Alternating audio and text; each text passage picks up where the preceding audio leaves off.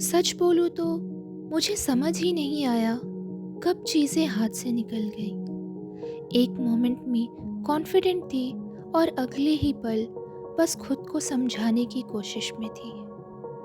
कभी कभी लगता था शायद सब कुछ बेकार हो गया है, जैसे मैंने अपनी तरफ से सब कुछ दिया हो पर किसी ने कभी कुछ नोटिस ही नहीं किया।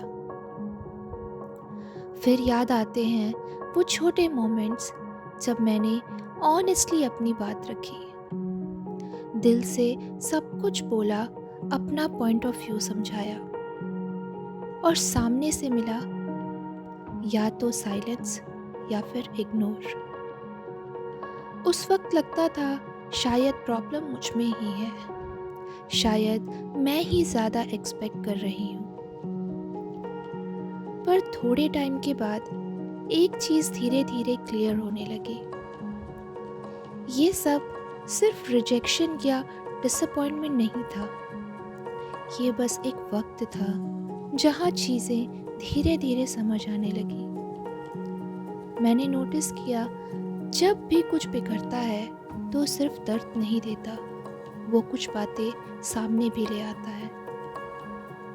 हर हार्ट ब्रेक, हर रिजेक्शन, हर वो मोमेंट जहाँ मैं कंफ्यूज थी, वो बस एक इंडिकेशन था, जैसे लाइफ धीरे से कह रही हो अब खुद को थोड़ा और समझने का वक्त है।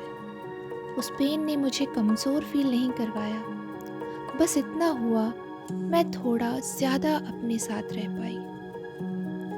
मुझे याद है एक टाइम था जब मुझे लगता था ये फीलिंग्स शायद हमेशा हमारे साथ रहेंगी, पर धीरे धीरे मैंने नोटिस किया जो चीज़ पहले हर दिन हर्ट हुआ करती थी वो अब बस एक याद है, जो हर्ट नहीं करती, सिर्फ याद दिलाती है।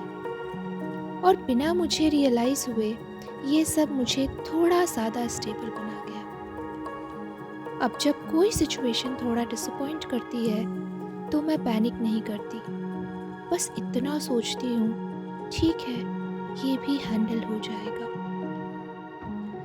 कभी कभी लगता है अगर वो डिसअपॉइंटमेंट्स ना होते तो शायद मैं इतनी क्लियर ना होती। शायद लाइफ का तरीका ही यही है, जो चीज़ हमें हर्ट करती है वो हमें तोड़ने नहीं आती, वो बस हमें थोड़ा और समझदार बनाने आती है।